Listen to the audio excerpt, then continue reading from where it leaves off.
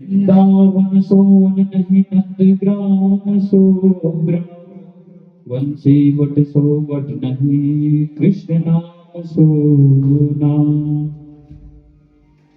शांतं शाश्वतम् अप्रमेयमनघं निर्वाण शान्तिप्रदम्, ब्रह्मा शम्भुफणेन्द्रशेखरमनिशं वेदान्त वेदं विभुम्।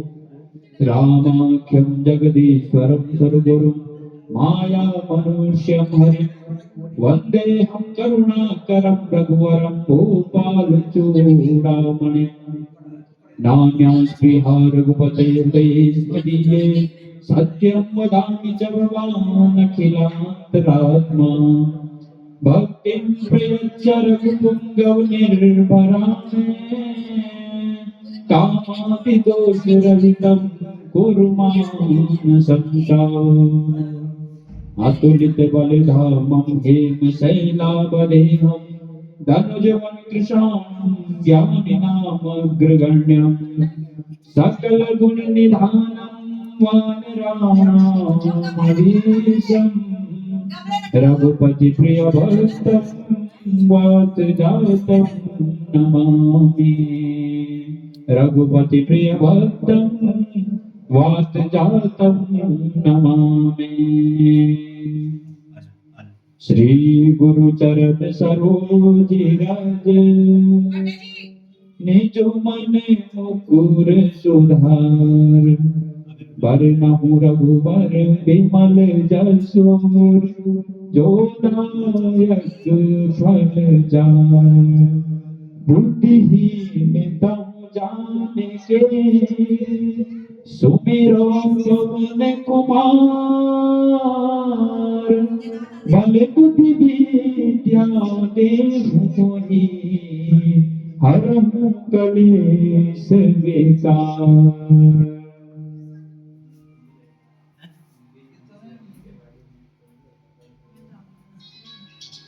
जय हनुमान ज्ञान गुण सागर, जय कपीस तिहु लोक उजागर।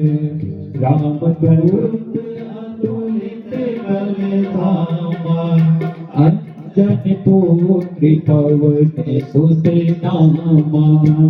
महावीर विक्रम बजरंगी, कुमति निवार सुमति के संगी। कंचन बरन विराज सुबेसा, कानन कुंडल कुंचित केसा।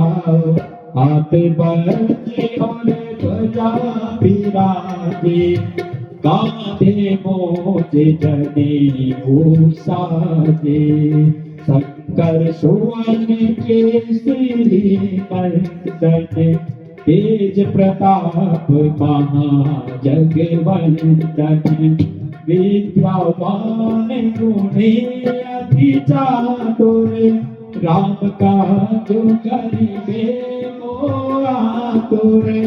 प्रभु चरित्र सुनिबे को रसिया, राम लखन सीता मन बसिया। सूक्ष्म रूप धरि सिंहि दिखावा, विकट रूप धरि लंक जरावा।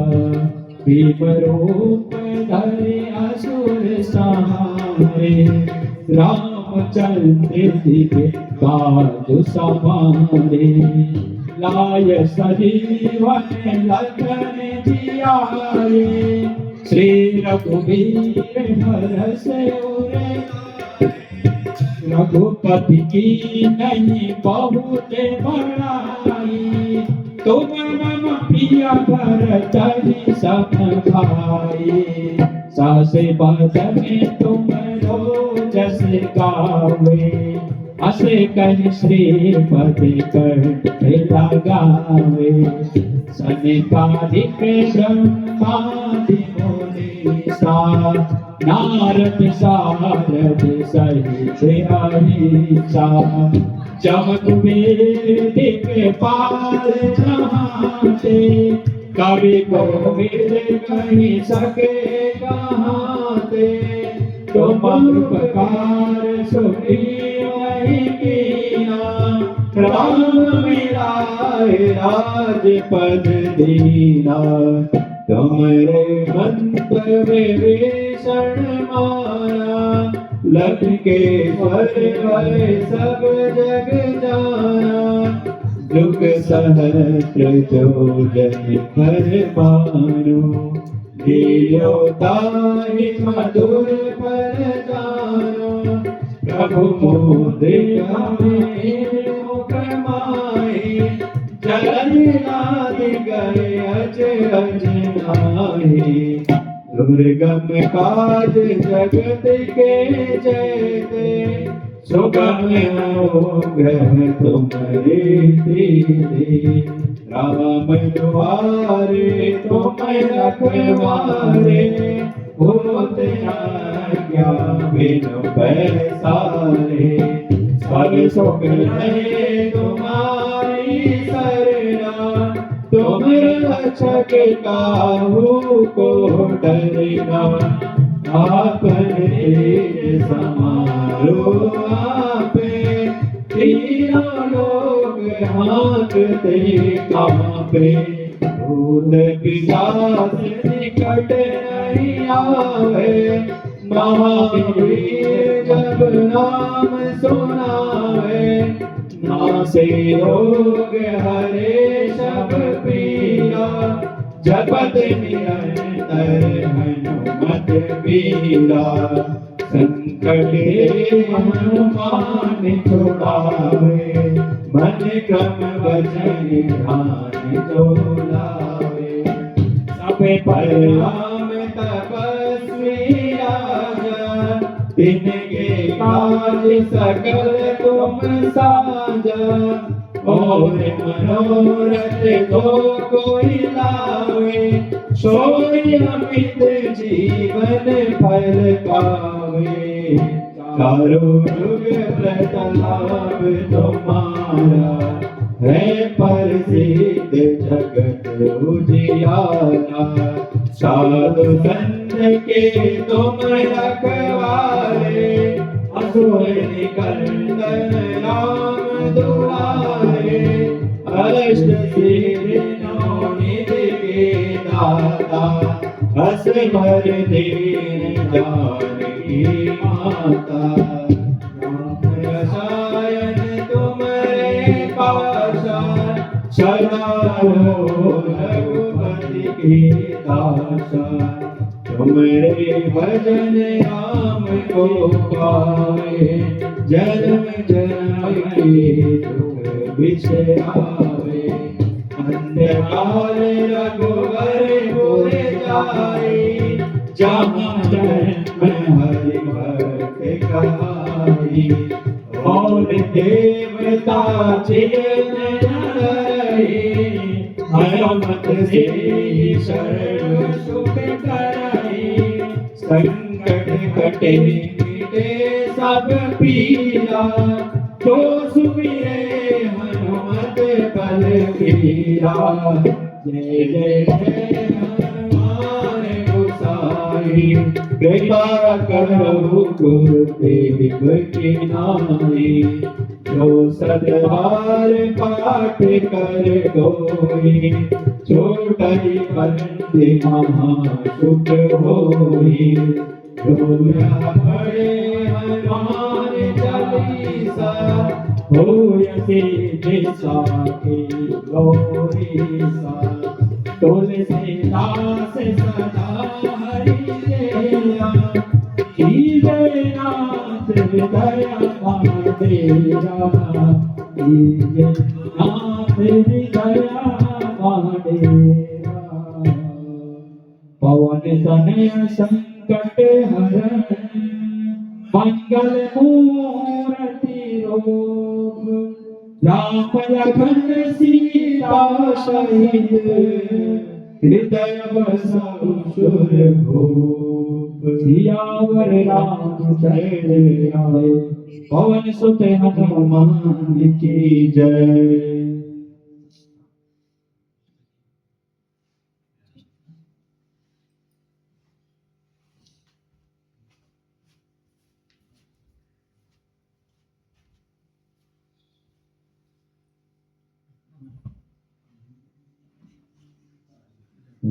भगवान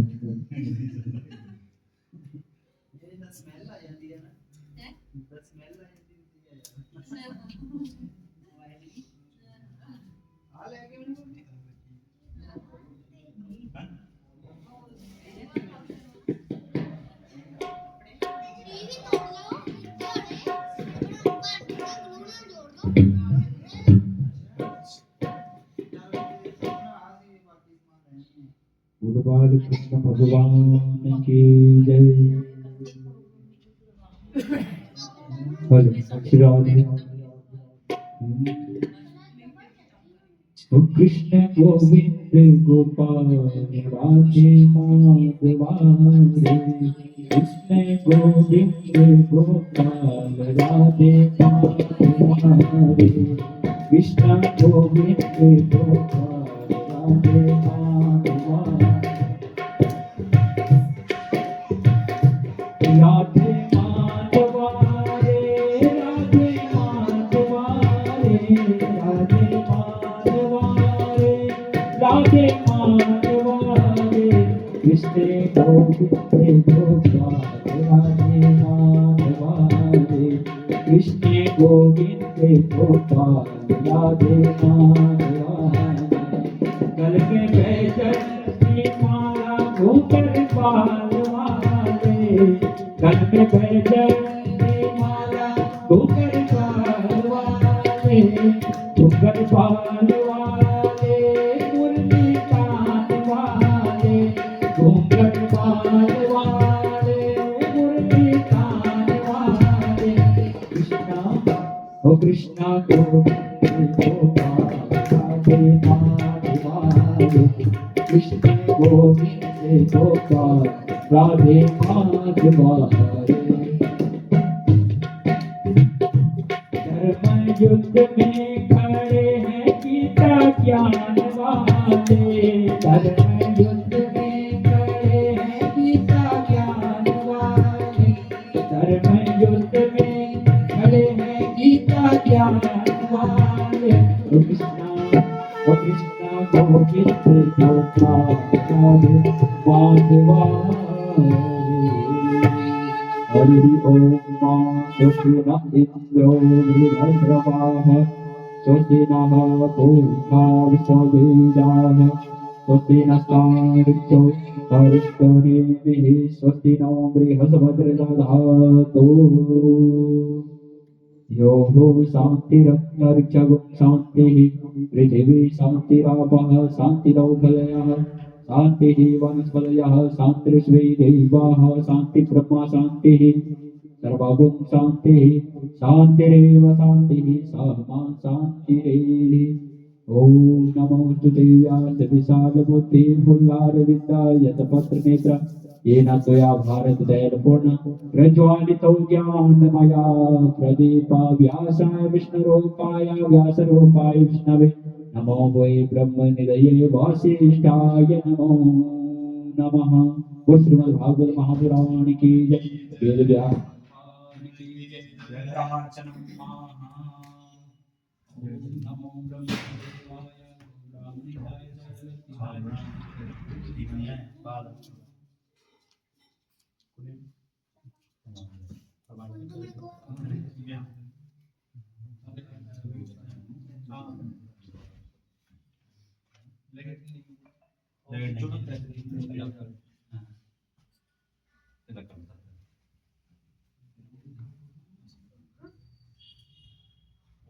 ब्रह्मादज्ञानां प्रथमं पुरस्तात् श्रीमतः स्फुरितो वेन आवः।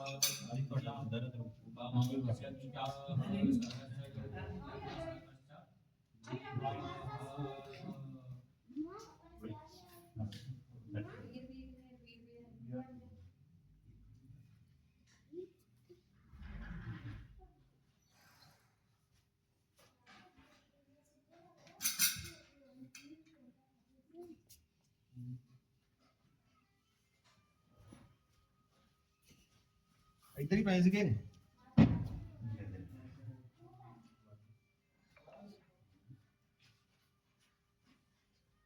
मैंने बैठ जाऊँ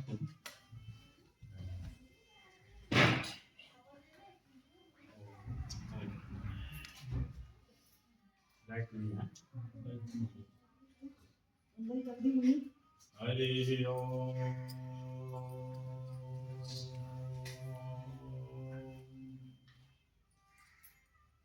सीतानाथ समारंभं रामानन्दं तु मध्यमाम् अस्मदाचार्यपर्यन्तं वन्दे गुरुपरम्पराम्।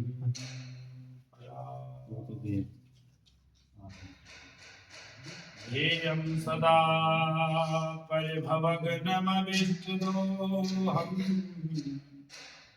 तीर्थास्पदं शिवविरञ्चिनुतं शरण्यम् विरजार्थिहं प्रतिपालभवादिपूतं वन्दे महापुरुषते चरणारविन्दम् त्यक्त्वा सुजत्यजसुरे सिद्धराजलक्ष्मीं धर्मिष्ठयार्यवचसा यद्गारण्यम्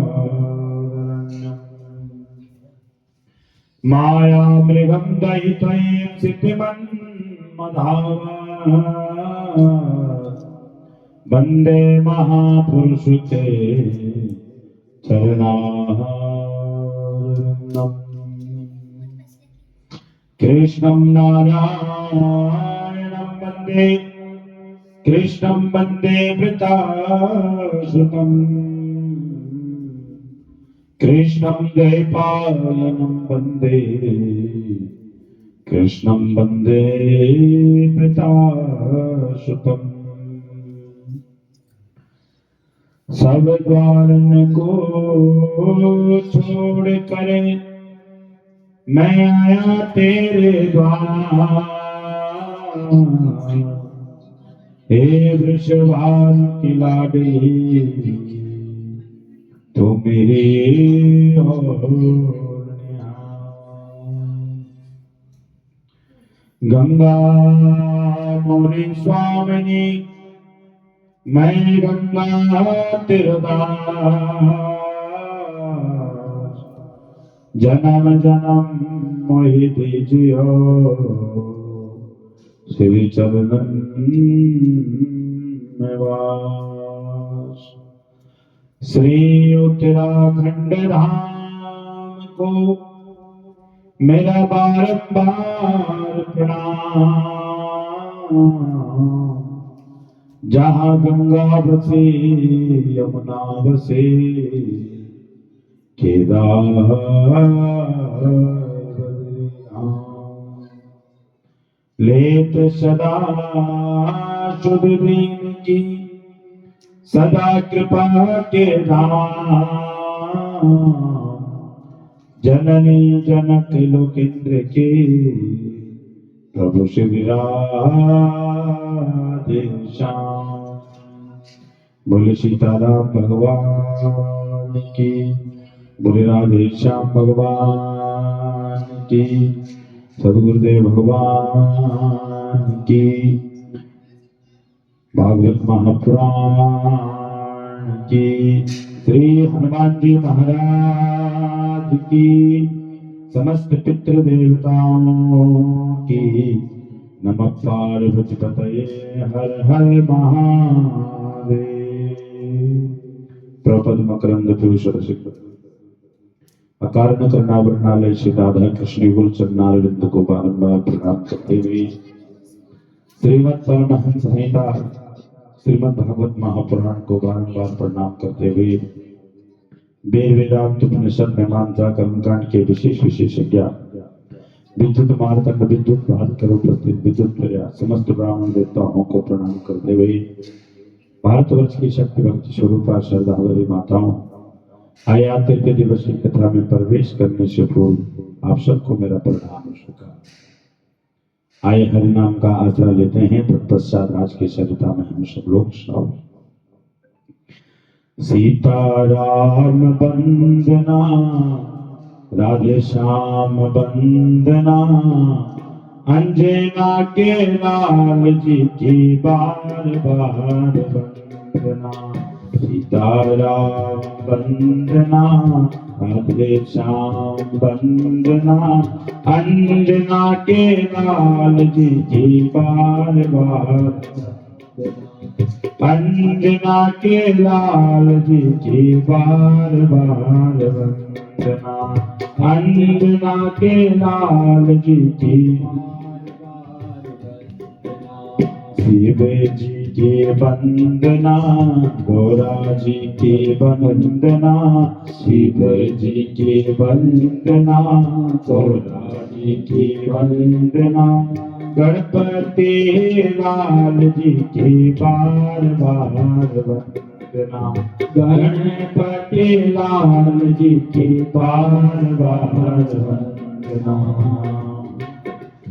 गंगा जी की वंदना यमुना जी की वंदना गंगा जी की वंदना यमुना जी की वंदना सरस्वती मैया जी की बार बार वंदना सरस्वती मैया जी की बार बार वंदना बद्रीनाथ वंदना केदारनाथ वंदना बद्रीनाथ वंदना केदारनाथ वंदना उत्तराखंड धाम की बार बार वंदना उत्तराखंड धाम की बार बार वंदना सीताराम वंदना राधे श्याम वंदना सीताराम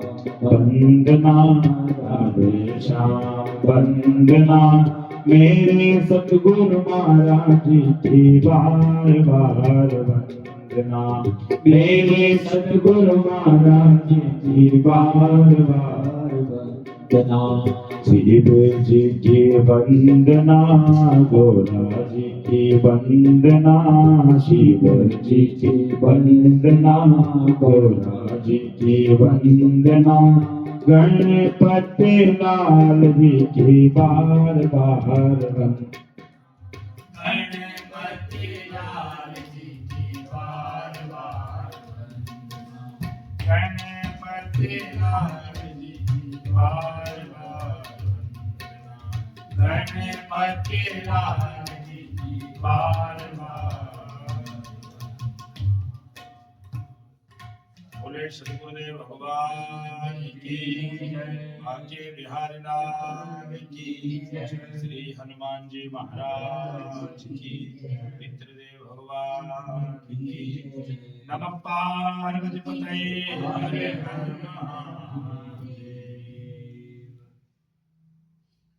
हर शांति बढ़वा देना उधर से बोले सत गुरुदेव भगवान की आइए ले चलते हैं अपने मन की गति को उस पावन तट पर जहाँ गत दिवस की कथा में हमने जो है शूद्र जी और शौनक जी का दिव्य संवाद श्रवण किया। नैमिषारण्य के पावन तट पर शूद्र जी शौनक आदि मुनियों को कथा सुना रहे हैं। वही आनंद वन में जो है हरिद्वार क्षेत्र में शनक सनंदन सनातन शनक कुमार देवर्षि नारद जी को इस दिव्य कथा को साप्ताहिक विधि से सुना रहे हैं। और वही दूसरी तरफ जो है हमने गत दिवस में अजन्मा भगवान के स्वरूप के बारे में समझा। यद्यपि भगवान अजन्मा है, भगवान को जन्म लेने की आवश्यकता नहीं है। परमात्मा के एक इशारे मात्र से ये संसार सारा बच सकता है और संकल्प मात्र से ही इस संसार को परमात्मा प्रलय काल के आने में झोंक सकता है, पलक झपकते। लेकिन फिर भी वो अजन्मा प्रभु जन्म लेते हैं। उस निर्गुण निराकार ब्रह्म जो है सगुण साकार स्वरूप में आते हैं। इस पर किसी ने भगवान से पूछा, प्रभु आप अजन्मा होते हुए जन्म क्यों लेते? लेकिन विचार करिए, भगवान कहते हैं कि अनुग्रहाय भूतानाम जो मेरे अनुचर हैं, मेरे अनुग्रह करते हैं, मेरे भक्त हैं, मेरी लीलाओं को याद करते हैं और उन लीलाओं को याद करते करते जो है अपने कलमशों का दोहन करते हैं और मुझे अपने हृदय में बसा लेते हैं। अगर विचार करें कि भगवान राम बनकर, कृष्ण बनकर, शंकर बनकर ना आते तो आज कथा किसकी सुनाते। अगर भगवान अजन्मा ही बने रहते तो फिर आज हम उनकी लीलाओं को कैसे जानते, और जब लीला ही नहीं करते तो सुनते क्या, तो सुनते नहीं तो भगवान के बारे में परिचय ही कैसे होता। तो भगवान कहते हैं कि अनुग्रहाय भूतानाम, जो मेरे अनुचर हैं उनके कल्याण के लिए मैं अजन्मा होते हुए भी जन्म लेता हूं। प्रेम से बोले जय श्री राम। कल भगवान के विराट स्वरूप के बारे में बताया, तल वितल सुतल महातल रसातल पाताल आदि 14 भुवनों का अधिपति होने के बावजूद भी वह परमात्मा जो है अपने भक्तों के लिए 33 दशम ब्रह्मा, प्रत्येक जीव के नाभि कमल में 10 उंगल ऊपर जो है वह हृदय चक्र में विराजमान। भागवत क्या है, भागवत का स्वरूप क्या है, इसका अधिकारी कौन है, और 6 प्रश्नों के साथ हमने गत दिवस में भागवत को प्रारंभ किया और जाना इस बात को कि ऐसा कौन सा देवता है जिसके पूजन करने से सनातन संस्कृति के समस्त देवताओं का पूजा का फल प्राप्त हो जाए। यही पर कहा है कि वह देवता है भगवान विष्णु, क्योंकि मूलम ही विष्णु देवानाम यत्र धर्म सनातना तस्य चा ब्रह्म गो विप्रास्तपो यज्ञा सदक्षिणा। सनातन का जो मूल देवता है वो भगवान विष्णु है। वो विष्णु से ब्रह्मा, ब्रह्मा से संसार, ललाट से रुद्र, और यही से संसार की उत्पत्ति और मानसिक और मैथुनी दोनों ही सृष्टि की उत्पत्ति हुई। इसलिए मूल कौन हुआ, भगवान विष्णु। इसलिए हम जो भी यज्ञ करते हैं, वासुदेव परा वेदा वासुदेव परम मखा, जो हमने यज्ञ किया वहां भी इसलिए कि भगवान वासुदेव को हम सुन सकें, भगवान वासुदेव की कथा को हम जान सकें और भगवान वासुदेव हमारे चित्त में बसे, इसीलिए हम जो है यज्ञ करते हैं। और वासुदेव परा ज्ञानम, जो हम संसार का ज्ञान भी सीखते हैं वो इसीलिए सीखते हैं कि भगवान वासुदेव के प्रति हमारी प्रीति बढ़े। और वासुदेव कहते हैं वसत जीवस्य चित्तानां सायस्य वासुदेवा, प्रत्येक जीव के चित्त में जो विराजमान है उसी भगवान को वासुदेव कहते हैं। भगवान के यद्यपि बहुत अवतार है, जगह जगह में परमात्मा बसता है, फिर भी भगवान विष्णु के 24 मुख्यतः अवतार है। 6 प्रकार के अवतार हैं। इसमें से जो है अंशांश अवतार है, अंश अवतार है, कला अवतार है, पूर्ण अवतार है, परिपूर्ण अवतार है। और इनमें से परिपूर्ण अवतार के साथ भगवान के 6 प्रकार के विशेष अवतार है। इनमें से जो है 6 अवतार हैं, 6 अवतारों में भगवान अनेक प्रकार की लीलाओं को करते हैं, लेकिन इनमें से राम और कृष्ण जो भगवान के मुख्य रूप है वह विशेष है। इनमें भी कृष्ण जो भगवान का स्वरूप है वह पूर्ण 16 कला संपूर्ण जो है भगवान का स्वरूप है। इसलिए भगवान विष्णु के पूजन करने से जो है समस्त वेदों का, समस्त शास्त्रों का फल हमें प्राप्त हो जाता है। प्रेम से बोले जय श्री राम। यहीं पर जो है हमने गत दिवस की कथा को विश्राम दिया था और यहीं से एक कथा प्रारंभ होती है। श्रीमद् भागवत को 17 पुराण लिखने के बाद जो है स्वयं व्यास जी महाराज लिखते हैं, और व्यास जी जो है पाराशर नंदन हैं। इन्होंने 17 पुराणों को लिख दिया, लेकिन 17 पुराणों को लिखने के बावजूद भी इनके मन को ऐसा लगता है कि हमने अभी कुछ नहीं किया। कई बार हम जीवन में बहुत बड़े बड़े काम कर लेते हैं, सब बड़े तारीफ करते, भैया तुमने बहुत अच्छा किया, बहुत काम किया है ना, लेकिन खुद को लगता है कि कुछ रह गया। होता है ऐसा कि नहीं होता? लोग तारीफ करते हैं कि बहुत अच्छा, बधाई हो, लेकिन हम कहते हैं भैया कुछ कमी रह गई। तो जिसने किया है उसको ही जब तक शांति नहीं मिलेगी तब तक वह कार्य संपन्न कैसे होगा। तो व्यास जी ने 17 पुराणों को लिख दिया, लेकिन 17 पुराणों को लिखने के बावजूद भी व्यास जी को लगता है कि अभी कुछ मैंने किया नहीं। पर आज जैसे ही सरस्वती नदी के तट पर जो है बैठे हुए हैं और तट में बैठकर जो है व्यास जी महाराज उदास बैठकर इस बात की चिंता कर रहे हैं कि इतना लिखने के बावजूद भी अभी मेरे मन को शांति नहीं मिली। उसी समय देवर्षि नारद जी का आगमन हुआ। नारद जी कौन है? नारदो देव दर्शनम। जिसको जीवन में नारद जी मिले हैं, ऐसा कोई भी एक नहीं है जिसको जो है फिर भगवान ना मिला। जिसने एक बार नारद जी के दर्शन किए उसको नारायण के दर्शन जरूर हुए हैं, क्योंकि नारदो देव दर्शनम। और आज जैसे नारद जी ने व्यास जी को पूछा, हे व्यास जी महाराज, नदी के किनारे एकांत में सारे संसार को छोड़कर आखिर ऐसा क्यों है कि तुम उदास बैठे हैं, क्या कारण? व्यास जी ने कहा, नारद जी, मैंने 17 पुराणों को लिख दिया, लेकिन अभी भी ऐसा लगता है कि मैंने कुछ नहीं किया। आज जैसे देवर्षि नारद जी ने कहा कि आपने आज तक जितना कुछ भी काम किया ना, वो ये सोच के किया कि मैं करता हूं। और जिस दिन आप ये सोच के किसी कार्य को करोगे कि मैं नहीं, सब कुछ भगवान ने किया, अपनी कोई सामर्थ्य नहीं थी, सब कराने वाले ठाकुर जी है, उन्होंने ही सारा प्रपंच रचा और ये सब कुछ हो गया, उस दिन तुम्हें शांति भी मिलेगी, पुष्टि भी मिलेगी, और तुम्हारे मन को विशेष उस कार्य को करने के बाद उत्साह भी होगा। आज जैसे ही जो है इस प्रकार से कहा कि तुम तो साक्षात जो है ब्रह्मा जी के पुत्र, पाराशर जी के पुत्र जो है आप व्यास हैं, प्रतेताहम के पुत्र हो, वंशज होने के बावजूद भी आप पर तो बहुत बड़ी कृपा हो सकती है। तो यहीं पर देवर्षि नारद जी ने अपने जीवन की कथा सुनाई। कहा, जिसे तुम वीणा बजाते हुए देख रहे हो, ये पूर्व जन्म में एक दासी का पुत्र था।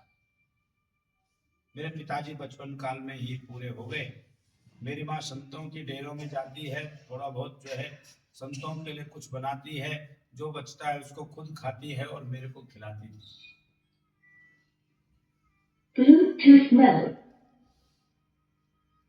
और आप तो साक्षात जो है पराशर नंदन हो।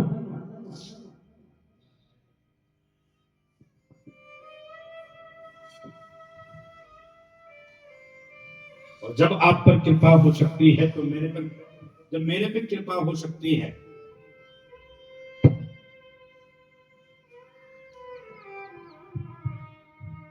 तो बताओ आप पर क्यों नहीं हो सकती है? यहीं पर देवर्षि नारद जी ने अपने जीवन की कथा सुनाई। कहा, एक दिन चतुर्थ मास का समय था, मेरे गांव में कुछ संत आते हैं, और संतों ने किसी से पूछा कि एक बात बताओ कि ऐसा कौन सा घर है जिस घर में हम रह सकते हैं, जिस घर के आसपास रहकर कोई सेवा करने वाला मिले। संतों ने कहा, भाई, संतों की सेवा करने के बारे में एक विधवा माता है, उसका छोटा सा बालक है, और उसका जो छोटा बालक है, उनके घर के पास अगर संत महात्मा आप जाओगे तो वह आपकी खूब सेवा भी करेंगे। आज जैसे ही इस प्रकार से कहा, तो जहां पर उनकी माता रहती है, एक वृक्ष के नीचे संतों ने अपना डेरा लगाया और संत वहां रहने लगे। अब उनकी मैया, देवर्षि नारद जी की मैया, खूब सेवा करती है, और संतों के साथ देवर्षि नारद जी भी, जैसे संत ताली बजाते हैं, संकीर्तन करते हैं, छोटा सा बालक है इनका, ये भी खूब नाचते हैं, खूब संकीर्तन के साथ खूब तालियां बजाते हैं। अब जैसे ही चतुर्थ मास का समय विश्राम होने लगा तो संत जाने लगे। तो हे व्यास जी, मैं भी उनके साथ जाने लगा, नारद जी कहते हैं। लेकिन संतों ने कहा, पुत्र, एक बात सुनो, तुम्हारी माँ का इस संसार में तुम्हारी सेवा कोई नहीं है, तो तुम्हारी माँ ने इतनी सेवा करी है, तो अगर तुम अपनी माँ को छोड़कर हमारे साथ चल लेंगे तो बताओ तुम्हारी माँ का क्या होगा। इसलिए जब तक जो है गृहस्थ के कार्य से निवृत्त ना हो, तब तक आप हमारे साथ नहीं चल सकते। तो ना चाहते हुए भी संत चले गए। मेरा बहुत मन था उनके साथ जाने का, भजन करने का, लेकिन अंततः तो जो है संतों ने मुझे एक नाम दिया। तब से मैं उसी नाम को जपता रहा। और आज जो है जैसे मैं थोड़ा बड़ा हुआ, पिताजी तो पहले नहीं थी, अब मेरी माँ मेरे लिए ब्राह्मणों से, कई रिश्तेदारियों से मेरे लिए रिश्ता ढूंढने लगी। अब मैंने कहा, हे प्रभु, संसार से मुझे कोई प्रेम नहीं, गृहस्थ में मैं रहना नहीं चाहता हूं, मैं तो भजन करना चाहता हूं। लेकिन आज जो है जैसे मेरी माँ बात करने लगी इधर उधर, तो मैं परमात्मा से प्रार्थना करी, हे ठाकुर, इस गृहस्थ के जंजालों से मुझे मुक्त करो। आज प्रातः काल 5 बजे जैसे ही मेरी माँ गोद वहन के लिए जा रही थी, उसी समय मेरी माँ का जो पैर है अचानक से एक सांप के ऊपर पड़ गया, और जैसे ही मेरी माँ का पैर किसी सांप के ऊपर पड़ता है तो उसी समय उस सांप ने जो है मेरी माँ को डस दिया। एकदा निर्गतां गेहाद्वयन्तीं निशिदां पते सर्वोदसत्पदस्पृष्टा कृपणं कालचूरिता। एक समय जो है मेरी माँ गोदोहन के लिए जा रही थी, अचानक से मेरी माँ का जो पैर है वह किसी सांप के ऊपर पड़ा, और जैसे ही सांप के ऊपर पैर पड़ा तो उस सांप ने जो है मेरी माँ को डस दिया और मेरी माँ की वहीं पर मृत्यु हो गई। हे व्यास जी, जैसे ही मुझे पता चला कि माँ की मृत्यु हो गई तो मेरे एक आंखों से गरम गरम आंसू आ रहे थे, एक से जो है ठंडे आंसू आ रहे थे। एक बात की मुझे बहुत खुशी थी, एक बात का मुझे बहुत गम था। मुझे इस बात की बहुत खुशी थी कि माँ के सिवा इस संसार में मेरा कोई नहीं है कि जो भगवान के भजन से मुझे रोके। लेकिन इस बात का भी दुख था कि जिस माँ ने मुझे चलना फिरना उठना बैठना सब कुछ सिखाया, इस संसार में जो माँ मेरे को लेकर आई है, आज के बाद मैं उस माँ को नहीं देख पाऊंगा। संसार की जो उर्ध क्रिया देह है उसको मैंने पूरा किया, और फिर मैं उस मार्ग पर चलने लगा जहां संत उत्तर दिशा की ओर गए थे। जो संतों ने मंत्र दिया था मैं उसको जो है जपने लगा। एक दिन एक वृक्ष के नीचे बैठा हुआ था, थका हारा था। उसी समय जैसे आंख लगी तो उसी समय मेरे हृदय में भगवान विष्णु का सुंदर स्वरूप आया। उस स्वरूप को देखकर जो है मुझे लगा कि यही वो परमात्मा है जिनका मैं भजन करता हूँ, यही वो परमात्मा है जिनको संत जो है जिनकी कथा सुनाते थे। और जैसे ही मेरी आंख खुली अचानक से, तो वह जो झांकी हृदय में थी वो कहीं दूर चली गई। मैं छटपटाने लगा, उस झांकी को फिर से देखने लगा। उसी समय आकाशवाणी हुई, हे बेटा, इस जन्म में तुम्हें जो है अब ये झांकी नहीं दिख सकती है। जो संतों ने तुम्हें नाम दिया है उस नाम को जपो, और जब प्रलय काल का समय आएगा उस समय जो है तुम्हें फिर से इनके दर्शन होंगे। प्रेम से बोलो जय श्री राम। और प्रलय काल का वक्त आया, अंततः जो है जो आज आपके सामने देवर्षि नारद है व्यास जी, ये वही दासी पुत्र नारद है। और एक दिन जो है प्रलय काल में ये दासी पुत्र से भजन करने के कारण जो है यह दासी पुत्र से ब्रह्मा पुत्र बन गया। प्रेम से बोलो जय श्री राम। एक दिन मैं भगवान विष्णु के पास गया, हरि शरणम कहते हुए, नारायण नारायण कहते हुए जो है जैसे सामने गया तो भगवान ने अपनी महती नाम की वीणा निकाली और मुझे दे दी। तब से इस वीणा पे एक ही बात निकलती है, नारायण नारायण नारायण। और जब एक दासी का पुत्र नाम जपने से, भगवान को समर्पित होने से ब्रह्मा का बेटा बन सकता है, तो आपने तो 17 पुराणों को लिख दिया, आप तो ज्ञाता है, तो क्या तुम अगर ये समझकर लिखोगे कि सब कुछ करने वाला परमात्मा है, क्या तुम्हें शांति नहीं मिलेगी? और आज यहीं पर जो है उन्होंने संतों की महिमा को बहुत प्रकार से गाया कि संत आते हैं वो और हमें नाम देते हैं। अब हम जपे या ना जपे ये हमारी मर्जी, संतों का काम है कहना। आज जो है संतों ने जो नाम दिया है उसी नाम के बल पर देवर्षि नारद जी दासी पुत्र से जो है ब्रह्मा जी की बेटा बन गए। आइए हम सब लोग भी संतों का दें। धूरी संतादी चकमस्तक नो लैया, धूरी संतादी चकमस्तक नो लैया, धूरी संतादी चकमस्तक नो लैया, धूरी संतादी चकमस्तक नो लैया, धूरी संतादी। एक घड़ी आधी से पुनियाद, एक घड़ी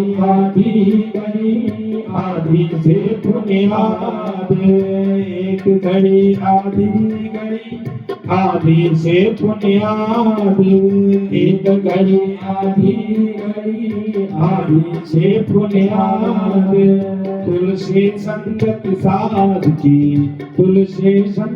साध की कटे कोटि अपराध, तुलसी संगत साधकी कटे कोटि अपराध दूरी संता दी तकमस्तक नूरैया दूरी संता दी दूरी संता दी तकमस्तक नूरैया दूरी संता दी सेवा को दो ही भले एक संत एक राम सेवा को दो ही भले एक संत एक राम दिलावे मुक्ति को राम दिलावे मुक्ति को संत जपावे नाम राम जगाता मुक्ति के राम जगाता मुक्ति के संत जपावे नाम दूरी संता दे चकमस्तक नैया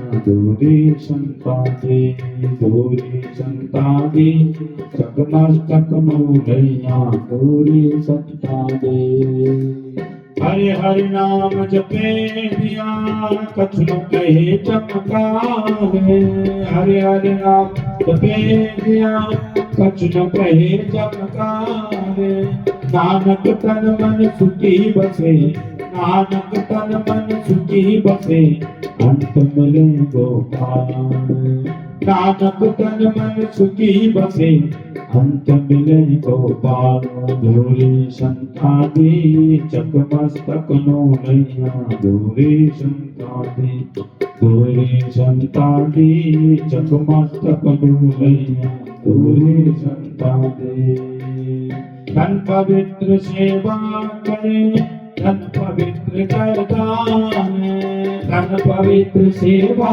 करे धन पवित्र करदान मन पवित्र हरि भजन सो मन पवित्र हरि भजन सो होत दृढ़ कल्याण दूरी संता दी चकमस्तक नैया दूरी संता दी दूरी संता दी चकमस्तक नैया दूरी संता दी एक घड़ी आधी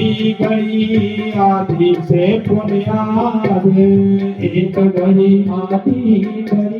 आधी से पुण्याद तुलसी संगत साधकी तुलसी संगत साधकी कटे कोटि अपराध तुलसी संगत साधकी कटे कोटि अपराध दूरी संता दी चकमस्तक नैया दूरी संता दी दूरी संता दी चकमस्तक नैया दूरी संता दी दूरी संता दी दूरी संता दी बोले सद्गुरुदेव भगवान की जय भागवत महापुराण की जय नमः पार्वती हर हर महादेव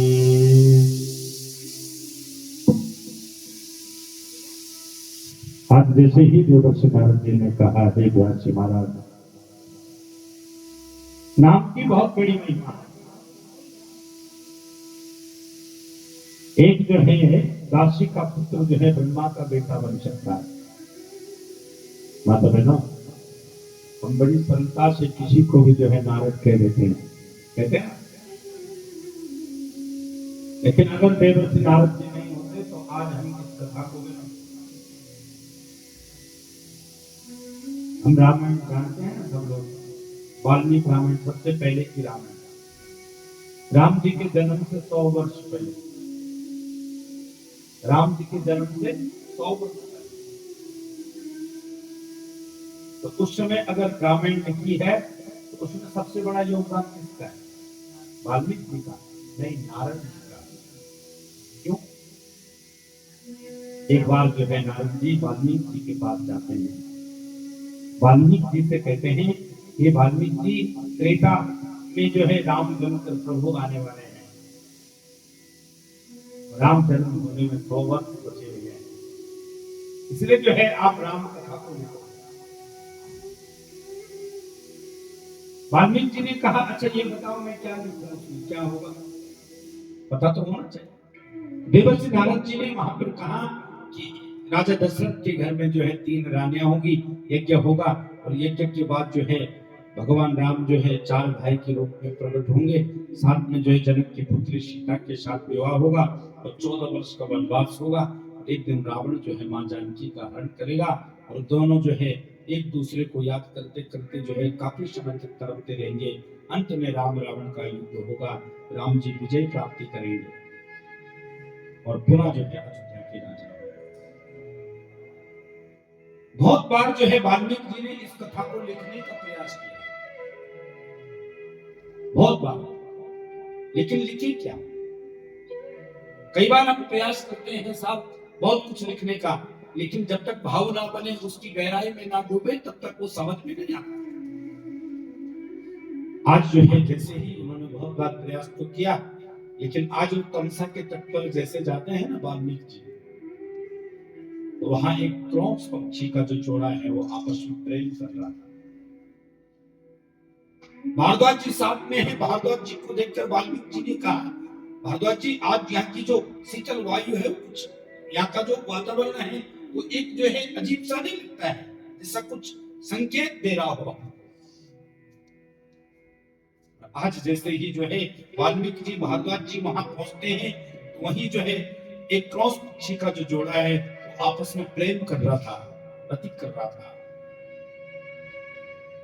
जो नर पक्षी है वो मादा पक्षी के साथ प्रेम के उल्लास के लहरों के साथ माना साक्षात कामदेव और रति के रूप में ही प्रकट हो रहे हैं। नर पक्षी जैसे मादा पक्षी का स्पर्श करता है, ऐसा लगता है जैसे ब्रह्मांड का सारा सुख जो है उसको प्राप्त हो गया। एक दूसरे के साथ खेलते हुए, रति करते हुए, प्रेम करते हुए, एक दूसरे से प्रेम में जो है अरविंदम अशोकम का रूपम का नववल्लिकम, जैसे साक्षात वसंत के साथ उस जोड़े के साथ जो है उन्मादनम अस्तापनम का भूषणम अस्तापनय का साक्षात कामदेव ही अपने बाणों के साथ, अपने धनुष के साथ वहां प्रकट हो रखा हो। आज जैसे ही वाल्मीकि ने, भारद्वाज जी ने उन दोनों प्रेमियों को देखा है जो पक्षी के रूप में, क्रॉस पक्षी के रूप में देख ही रहे थे, दोनों का प्रेम बड़ा भाव विभोर हो रखे थे। अरे देखो पक्षियों में भी आपस में कितना प्रेम है। उसी समय जो है एक व्यास आता है, उसने नर पक्षी को जो है बाण मार दिया। तो जैसे ही नर पक्षी को वहां बाण लगता है तो वहां जमीन पर तड़पने लगता है। जो सफेद रंग का पक्षी है वह खून से लथपथ श्वेत रंग का बन जाता है। माला ने अपने नर पक्षी की ऐसी स्थिति देखी तो तड़पने लगी, भटकाने लगी, आपस में जो है भटक भटक कर जो है तड़पती हुई जो है जैसे अपने प्राणों को जो है देने वाली है। कभी पास में तमसा के नदी में जाती है और तमसा से अपने चोंच को जल भर कर लाती है, मादा नर पक्षी के चोंच में डालती है। जब उसको लगता है कि अभी बचने वाला नहीं, तो कभी भारद्वाज जी के कंधे पर जाती है, कभी जो है वाल्मीकि जी के कंधे पर जाती है। मां तुम सबसे विनय कर रही है कि मेरे पक्षी की हालत किसने ऐसे कर दी है, मेरे साथी की हालत, आप तो कुछ मदद करो, आप तो उसको बचाओ। लेकिन तड़पते हुए उसी समय जो है जो नर पक्षी है वह अपने प्राणों को त्याग देता है। मादा जो है ऐसी दुख के सागर में जो है मूर्तिमान हो जाती है जैसे उसके भी प्राण चले गए हो। और उसी समय वाल्मीकि जी को इतना क्रोध आया उस व्यास पर, हे निषाद प्रतिष्ठम तुम गमा, हे दुष्ट निषाद, इन पक्षों ने तेरा क्या बिगाड़ा था? तो आपस में प्रेम कर रहे थे और तूने जो है इस स्थिति पर इस माता को पहुंचा दिया। कैसी तरफती है वो अपने नर पक्षी के लिए। जैसे ही उनके मुख से श्राप निकला, मां निषाद प्रतिष्ठम तुम गमा शाश्वती, हे निषाद तू कभी चैन नहीं पाएगा। अचानक से निकला हुआ यह श्लोक वाल्मीकि जी ने देखा तो कहा, भारद्वाज जी मैं संत हूं, मेरे मुख से किसी को इतना क्रोध में बोलना ठीक नहीं है। तो ये कौन सा पद निकला? हमारी संस्कृति का एक काव्य का पहला पद है। जब ध्यान लगाकर देखा जैसी वो मादा तड़पती होगी, तड़प रही थी, ऐसे ही जब रावण ने मां जानकी का हरण किया, ऐसे ही मेरे राघवेंद्र सरकार करते होंगे। ऐसी ही जो है मां सीता राम जी के वियोग में तड़पती होगी। और यहीं से इसी घटना को देखकर के काव्य लिखा और जो है वाल्मीकि रामायण के प्रस्तुत। वही वाल्मीकि जी जो है तुलसीदास बनकर वाल्मीकि तुलसीदासो कलो देवी भविष्यति रामचंद्र कथा भाषाबद्ध करिष्यति। यही वाल्मीकि जी जो है तुलसी बनकर आए। वाल्मीकि तुलसीदासा कलो देवी भविष्यति रामचंद्र कथा सारा भाषाबद्ध करिष्यति। उन्होंने इसको भाषाबद्ध करके दोबारा जो है सर्व भाषा में लिखा, अगस्त्य संहिता में ये कथा आती है। अब बताओ अगर नारद जी नहीं होते तो क्या रामायण होता? और इन्हीं देवर्षि नारद जी ने आज व्यास जी को एक दिव्य कथा सुना। यहीं पर चतुश्लोकी भागवत का ज्ञान दिया, जो ज्ञान जो है भगवान विष्णु ने ब्रह्मा जी को दिया, वही ज्ञान आज ब्रह्मा जी ने देवर्षि नारद जी को दिया था।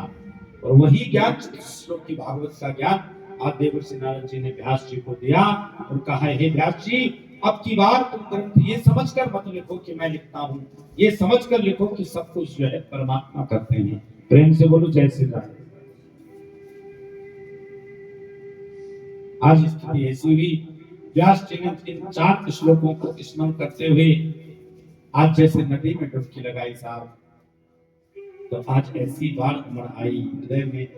उन्हीं 4 श्लोकों से 18,000 श्लोक लिख दिए, 335 अध्याय लिख दिए और साथ में जो है 335 अध्यायों के साथ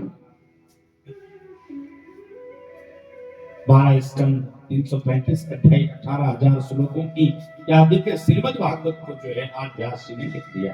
प्रेम से बोलो जय श्री राम। आज जैसे ही जो है व्यास जी ने इस दिव्य श्रीमद् भागवत कथा को लिखा, तो आज उनके मन में एक बात की और चिंता हुई। प्रत्येक पिता जब धन कमाते हैं तो धन के साथ इस बात का वो विचार करते हैं कि मैंने जो धन और नाम कमाया है, कहीं ऐसा ना हो कि आने वाला जो पुत्र हो उसको समाप्त कर दे, नाम डुबा कर बैठ जाए। इस बात की बड़ी चिंता हुई। और आज जब इस बात की चिंता हुई माता बहनों, अब व्यास जी ये सोचते हैं, ग्रंथ लिख तो दिया, अब इस ग्रंथ को मैं किसके हवाले करूं, कहीं इस ग्रंथ का कोई दुरुपयोग ना करे। आज फलस्वरूप स्थिति ऐसी हुई, कहा एक बेटा था सुखदेव, जो है जंगल को चला गया, बहुत बार बुलाने की कोशिश करी, लेकिन यह तो निर्गुण निराकार ब्रह्म का ध्यान करता है। लेकिन जब कभी हम किसी कार्य को भगवान पर छोड़ते हैं, हम चाहे बहुत प्रयत्न करें, हमारे प्रयत्न करने से नहीं होता, लेकिन गोविंद की जब मर्जी है वह सरलता से हो जाता है। आज व्यास जी ने अपने जो शिष्य हैं वो गोचारण के लिए जैसे जंगल में गए, उसी जंगल में पहुंच गए जहां व्यास जी के जो 12 वर्ष बाद जिस पुत्र ने जन्म लिया सुखदेव मुनि, जो समाधिस्थ बैठे हुए हैं, आज उनके सामने उनके शिष्यों ने उसी जंगल में एक श्लोक का गायन किया।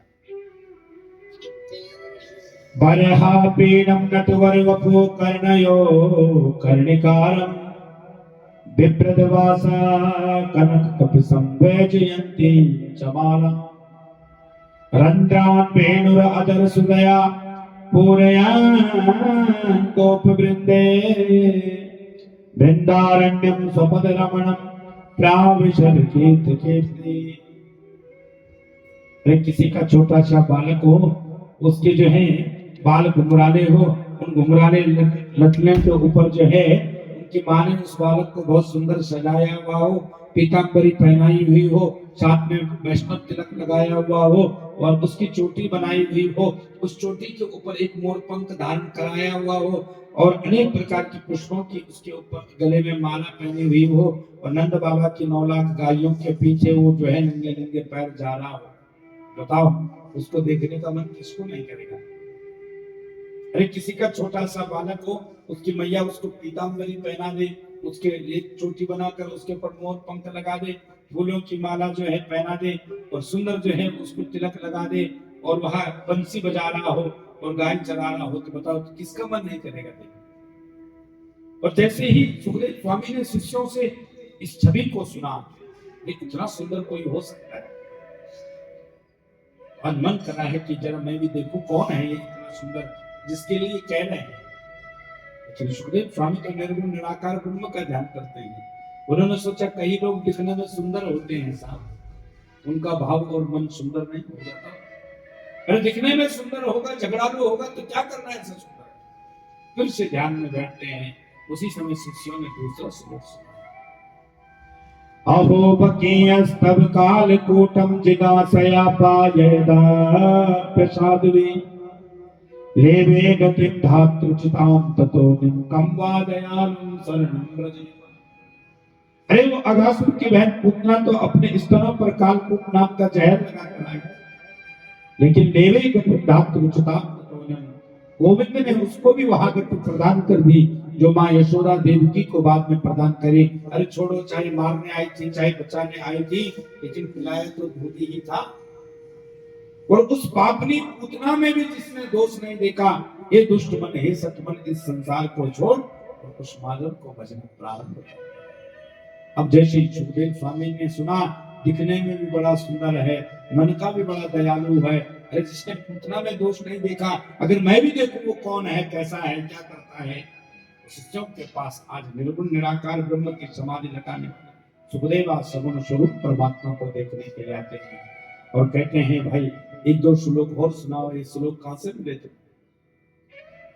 व्यास जी के शिष्यों ने कहा हमारे गुरु जी के पास ऐसे हजारों श्लोक हैं, लेकिन हमें तो इतना ही आता है। और आज जैसे ही कहा कि हमें इतना ही आता है, उसी समय जो है कहा आपके गुरु जी कौन है, कहाँ रहते हैं, मैं भी उनको देखना चाहूंगा, मैं भी पढ़ना चाहूंगा ऐसा श्लोक। पर आज जैसे वापस कुटिया में आए तो अपने पिता व्यास को सामने पाया। जिस पुत्र को लाने के लिए व्यास जी ने बहुत प्रयत्न किया वो वापस नहीं आया, लेकिन आज भगवत कृपा से जो है 2 श्लोकों को सुनकर ही वापस आ गए। व्यास जी से प्रार्थना करी कि पिता मैं इस भागवत को पढ़ना चाहता हूँ।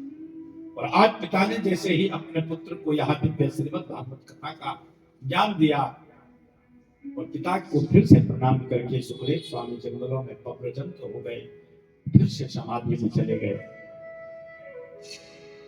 यही से इस भागवत कथा में सबसे पहले व्यास जी ने महाभारत की कथा लिखी है। महाभारत की कथा इसलिए लिखी है कि जब तक जो है संसार का महाभारत समाप्त ना हो तब तक हम भागवत कथा में प्रवेश नहीं कर सकते। कौरवों और पांडवों का भयंकर युद्ध हुआ, हजारों सेनाएं जो है आमने सामने लड़ते हुए हजारों वीर गति को प्राप्त हो गए। इसी में हजारों माताएं विधवा हो गई। लेकिन एक बार जो है भगवान श्री कृष्ण समझाने आते हैं। भगवान श्री कृष्ण ने कहा दुर्योधन सुनो, जैसे ये अन्य तुम्हारे भाई हैं वैसे ही पांडव तुम्हारे भाई हैं, और ज्यादा नहीं दे सकते हैं तो कम से कम 5 गांव इनको दे दो। लेकिन दुर्योधन कहता है तो सूचिका नाम अग्रेण बिना युद्ध 5 गांव तो बहुत होते हैं, बिना युद्ध का हे माधव मैं सुई की नोक पर जितनी मिट्टी आती है उतना भी नहीं दे सकता। भगवान अंत में कहते हैं कि तेरी मर्जी है। मतलब क्या हुआ कि घर का झगड़ा जब कभी बाहर जाता है तो साक्षात द्वारिकाधीश ही समझाने वाला क्यों ना हो, उस झगड़े को नहीं टाल सकता है। इसलिए आपस में द्वंद हो सकता है, परिवार में एक दूसरे की विचारों से एक दूसरा सहमत नहीं हो सकता, लेकिन कभी भी अपने घर का झगड़ा किसी तीसरे को मत बताइए। प्रेम से बोलो जय श्री राम। भाई भाई में अनबन हो सकती है, पिता पुत्र में भी अनबन हो सकती है, लेकिन जब हम कभी वह झगड़ा घर का झगड़ा जब डेली से बाहर जाता है ना, फिर पंचायत करने वाला चाहे द्वारिकाधीश श्री कृष्ण ही क्यों ना हो, उस झगड़े को फिर टाल कोई नहीं सकता है। प्रेम से बोले जय श्री राम। आज जो है भयंकर युद्ध हुआ, इसमें जो है कौरवों के लगभग सभी वीर गति को प्राप्त हो गए। इस दुर्योधन ने संकल्प लिया था कि जब तक मैं पांचाली को अपने जंगाहों पर ना बिठाऊं तब तक मैं चैन से नहीं बैठूंगा। पांचाली ने कसम खाई कि जब तक मैं भी जो हूं तेरी मृत्यु ना देखूं तब तक अपने केशों को नहीं बांधूंगा। और यही भीम ने कहा है कि जब तक हे दुर्योधन मैं तेरा उर्दंड भेदन ना करूं, जिन जंगाहों पर तू पांचाली को बिठाने की कोशिश करता है, बात करता है, उन्हीं जमनाहों को जब तक मैंने अपने गधाओं से नहीं तोड़ा तब तक मैं चैन से नहीं बैठूंगा।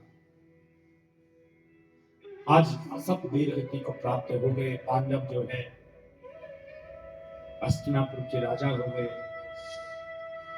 इधर दुर्योधन की अंतिम सांस बची हुई है और दुर्योधन का एक मित्र है जिसका नाम है अश्वत्थामा, जो गुरु द्रोणाचार्य का पुत्र है। अश्वत्थामा अंतिम में दुर्योधन को मिलने जाते हैं और अश्वत्थामा कहता है, मित्र मुझे नहीं लगता है कि तू अब ज्यादा समय तक जी पाएगा। दुर्योधन के पैरों पर कोई बल नहीं है। आकाश से जो है गिद्ध आते हैं, उसकी मांस को नोचने लगते हैं, सोचते हैं शायद ये भी मरा हुआ है। आसपास के जितने जंगलों के जंगली जानवर थे सब जो है मांस का टुकड़ा जो है अपने गुफाओं में ले जाते हैं। कुरुक्षेत्र के मैदान में रक्त की जो है नदी बह रही है। उसी रक्त के बीच जो है घसीटता हुआ अपने को जो है बचाता हुआ दुर्योधन अपने रेंगता हुआ अपने को बचाने की कोशिश करता है जंगली जानवरों से जो उसे नोच रहे हैं मरा समझकर, जो गिद्ध उसको खींच रहे हैं। और उसी समय जैसे गुरु द्रोणाचार्य का पुत्र यह अश्वत्थामा जाता है, उसने कहा, मित्र दुर्योधन, मैंने जो है तुझे सोने के सिंहासन पर बैठा हुआ देखा है, मैंने तुझे सोने की थाली पर खाते हुए देखा है, लेकिन इतना विवश तुझे आज से पहले कभी नहीं देखा है। प्रेम से बोलो जय श्री राम। बता मैं तेरे लिए क्या कर सकता हूं।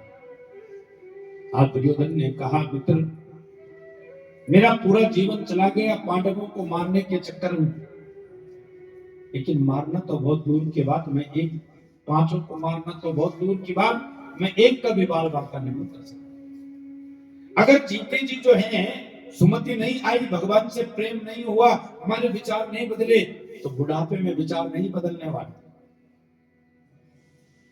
इसलिए विचारों को अच्छी तरह अच्छी राह पर चलने का आज से ही प्रयास करें। इसने कहा, मित्र मुझे सबसे ज्यादा दुख इस बात का है, जिन पांडवों को मारने के लिए मैंने अपना सारा जीवन समर्पित कर दिया, अपने सारे भाइयों को, परिवार को, राज्य को खो दिया, लेकिन उन 5 में से एक भी नहीं मरा। और कम से कम 5 नहीं मरते, एक भी अगर कोई मर जाता तो कम से कम मरते हुए ये सांत्वना तो होती कि 5 में से एक को तो मार दिया। अश्वत्थामा उसी समय गया, कहा, मित्र अभी थोड़ी देर इंतजारी कर देख, मैं जो जीवन भर नहीं कर सका मैं वो काम कर आता हूं। और आज अश्वत्थामा जाता है, लेकिन भगवान सब कुछ जानते हैं। भगवान ने आज पांडवों को कहा, पांडवों सुनो, आज तुम राजा बन गए हैं, अब तुम्हारा राज्य अब से होना निश्चित है, चलो गंगा के तट पर उत्सव मनाते हैं। और पांडव जो है उत्सव मनाने रात्रि के समय गंगा तट पर पहुंचते हैं, लेकिन जहां पर पांडव सोते थे वहां पर पांडवों के बालक सोते। अश्वत्थामा आता है और सोए हुए बालकों की गर्दन काट, उनको कपड़े में बांध कर जो है दुर्योधन के पास रखना है। लेकिन मित्र जो काम तू जीवन भर नहीं कर सका, उस काम को मैंने एक रात्रि में कर दिया। दुर्योधन से पूछा, बता सबसे पहले किसको देखना चाहेगा, तुझे यकीन नहीं हो रहा? तो दुर्योधन को अपने बचपन की याद आई, नकुल सहदेव की। वो जब भी खेलते थे तो इकट्ठे खेलते थे। कहा, सबसे पहले नकुल सहदेव का जो सिर है उसको मुझे दो। बचपन की यादें करते करते, अपने खेल को याद करते करते, जैसे नकुल और सहदेव के जो बालक हैं उनका सिर दिया, जो खून से लथपथ हैं, दिखने में नकुल सहदेव जैसे हैं। तो क्रोध में भरकर बाद में जो है दुर्योधन कहता, जितना प्रेम है तुमसे करता था, काश तुम भी मेरे से इतना प्रेम करते तो मेरे विपक्ष में नहीं लड़ते, आज मेरी ये स्थिति नहीं होती। और उनके सिर को जैसे पिचकाया, वो पिचक गए। आप फिर से अश्वत्थामा ने पूछा, बता मित्र अब तू किसका सिर देखना चाहेगा? दुर्योधन ने कहा है, अब मैं सबसे पहले उस भीम का सिर देखना चाहूंगा जिसने मेरी ऐसी स्थिति की है। और जैसे ही भीम का सिर समझकर भीम के बालक का सिर दिया, तो दुर्योधन ने हाथ में लिया। हाथ में लेते ही जैसे पिचकाने लगा तो वो पिचक गया। तो दुर्योधन समझ गया कि ये भीम का सिर नहीं हो सकता। अब सारे सिरों को जो है बड़े गौर से देखा तो समझ गए कि ये पांडव नहीं, पांडवों के पुत्र हैं। और आज पहली बार ये विरोध हुआ है। ये मित्र जी तूने क्या कर दिया भाई? अरे एक भी हमारे वंश में कोई पितरों के लिए तर्पण करता तो मुझे भी शांति मिलती, और तूने तो इस वंश में कोई पानी देने वाला भी अगली पीढ़ी में नहीं छोड़ा रे। क्योंकि ये भीम का सिर नहीं हो सकता, क्योंकि भीम के सिर पर जब मैं गधा का प्रहार करता था तो गधा उल्टी मेरे पास चल कर आती थी और मेरे सिर पर बसती थी, और इसलिए इतना सरल भीम का सिर नहीं हो सकता। दुर्योधन ने तड़पते आज जो है अपने प्राणों को त्याग दिया। पहली बार ये दुर्योधन रोया। इधर पांडव जो है उत्सव मना रहे थे, और उत्सव मनाते मनाते आज हस्तिनापुर की स्थिति ऐसी है जैसे दीप उत्सव चल रहा हो, दीपावली में सजी हुई हो। आज दीपावली का उत्सव वहां मना रहे हैं, लेकिन उस मां का क्या होगा जिसके घर जीवन में आज दीपावली तो आई, लेकिन आज घर के 5-5 दीपक एक साथ बुझ गए। माता शिशूनां निधनं सुतानां सम्य घोरं परितप्यमानम् तदा रुदध्वास्फकलां पुलाचिं तां शान्तोऽन्नाह किरीटमाली। आज जैसे ही पांचाली वापस आती है तो अपने बच्चों का सिर भी नहीं धड़ पाती है, रोते हुए बिलखते हुए कहती है भगवान मेरे बच्चों को तो ठीक तरह से बोलना भी नहीं आता था, आखिर इन बच्चों ने किसी का क्या बिगाड़ा है? ऐसा पापी कौन है जिसने मेरे बच्चों की ये स्थिति करी है? आज जैसे ही इस प्रकार से कहा, उसी समय जो है अर्जुन ने संकल्प लिया, हे देवी आज का सूर्य अस्त तब होगा जब जो है जिसने ये अपराध किया है वहां जो है तेरे चरणों में होगा। आज का सूर्य अस्त उसके जीवन का अंतिम अस्त होगा, अंतिम सूर्य होगा।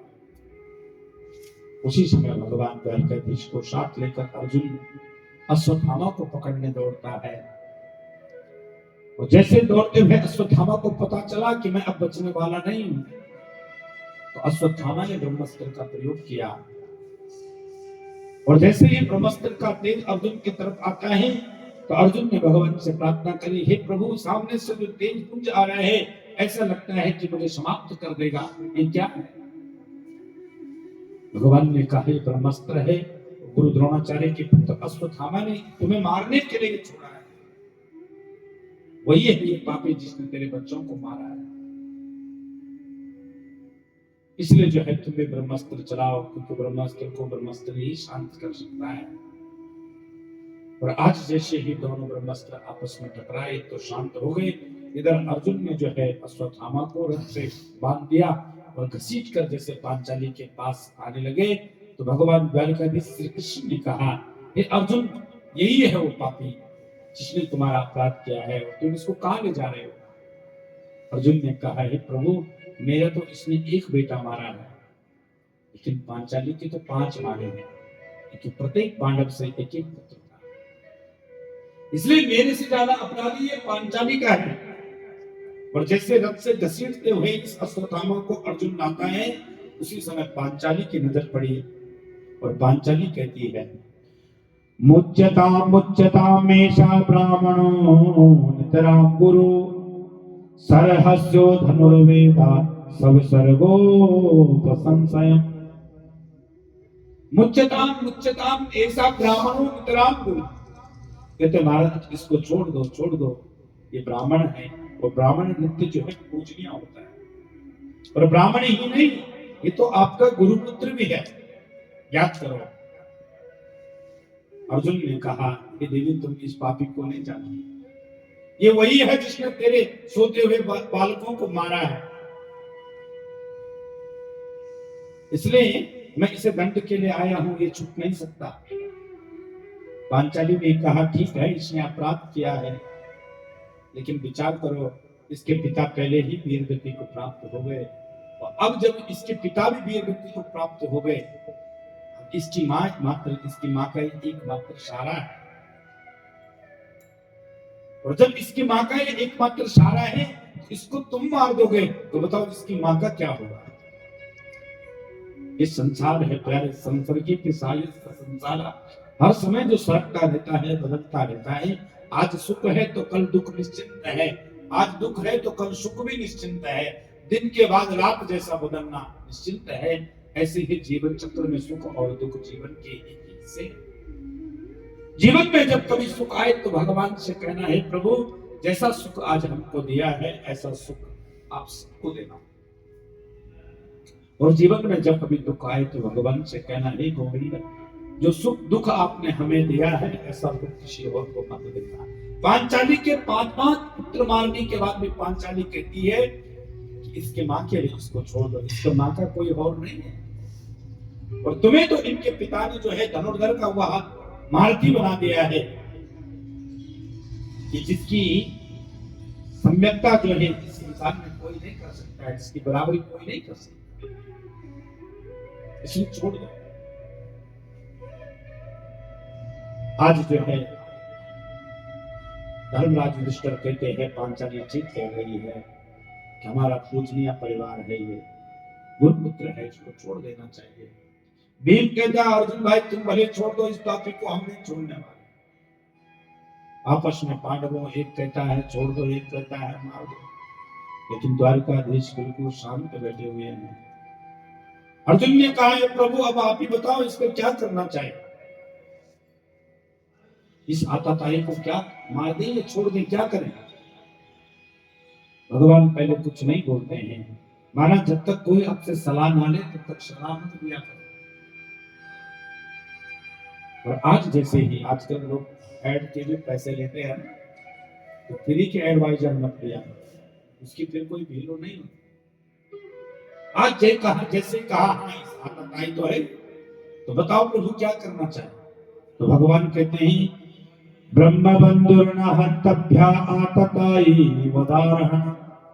अरे ब्राह्मण कैसा भी हो उसको मारना नहीं चाहिए, और आतताई कोई भी हो उसको छोड़ना नहीं चाहिए।